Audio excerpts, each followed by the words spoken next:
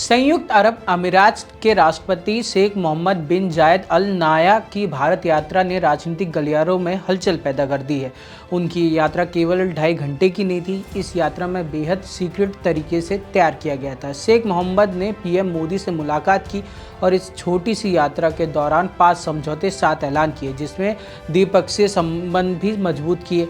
राजनीतिक साझेदारी को आगे बढ़ाने से लेकर ऊर्जा और निवेश सहयोग में महत्वपूर्ण चर्चा की। समझेंगे क्या हुआ है उनकी इस मुलाकात में। नमस्कार, मैं हूं यथार्थ, आप देख रहे हैं India.com। दोनों देशों ने साल 2032 तक आपसी व्यापार को $200 बिलियन तक पहुंचाने का लक्ष्य रखा। ऊर्जा से लेकर अंतरिक्ष तक और खाने की सुरक्षा से लेकर सुपर कंप्यूटर तक, दोनों उभरती हुई ताकत एक साथ कदम बढ़ाते हुए दिखे। इस दौरे की एक बहुत बड़ी खबर गुजरात से जुड़ी है। यूएई ने गुजरात के धोलेरा विशेष निवेश SIR में भारी निवेश करने का फैसला लिया। ये पार्टनरशिप धोलेरा की शक्ल बदल सकती है।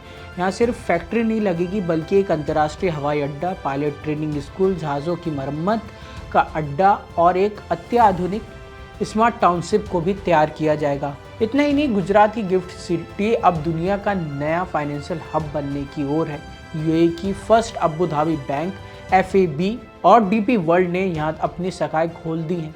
इसका सीधा फायदा भारतीय निवेशकों को होगा, जो अब खाड़ी देशों के बाजार से सीधे जुड़ पाएंगे। वहीं भारत की बढ़ती इकोनॉमी को चलाने के लिए ईंधन बहुत जरूरी होता है। प्रधानमंत्री मोदी ने इसे सुनिश्चित करने के लिए यूएई के साथ एक मजबूत डील की। हिंदुस्तान पेट्रोलियम और यूएई की कंपनी के बीच 10 साल पुरानी LNG समझौता हुआ। इसके तहत साल 2028 तक हर साल लाख टन गैस भारत आएगी।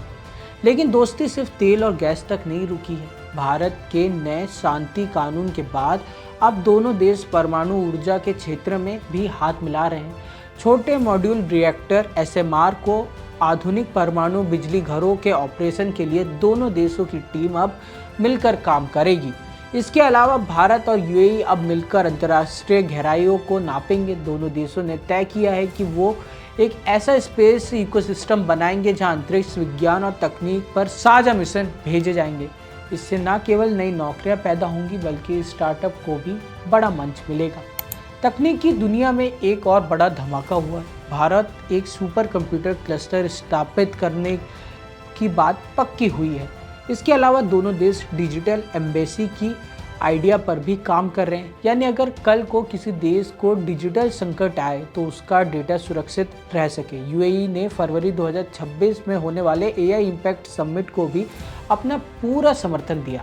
पीएम मोदी और यूएई के राष्ट्रपति नाह्यान की मुलाकात ने सुरक्षा मुद्दे बहुत अहम रहे। दोनों नेताओं ने आतंकवाद के हर रूप के कड़े शब्दों में निंदा की। उन्होंने साफ शब्दों में कहा कि देश आतंकवादियों को पनाह ना दे और ना उनकी फंडिंग करे। रक्षा के क्षेत्र में एक स्ट्रेटेजिक डिफेंस पार्टनरशिप के लिए लेटर ऑफ इंटेंट साइन किया गया।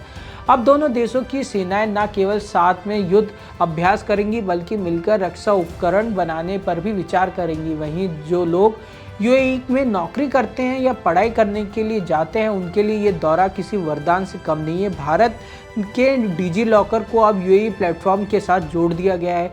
अब आपको अपनी कॉलेज की डिग्री या कागज़ हाथ में लेकर वेरिफिकेशन के लिए भटकने की ज़रूरत नहीं है।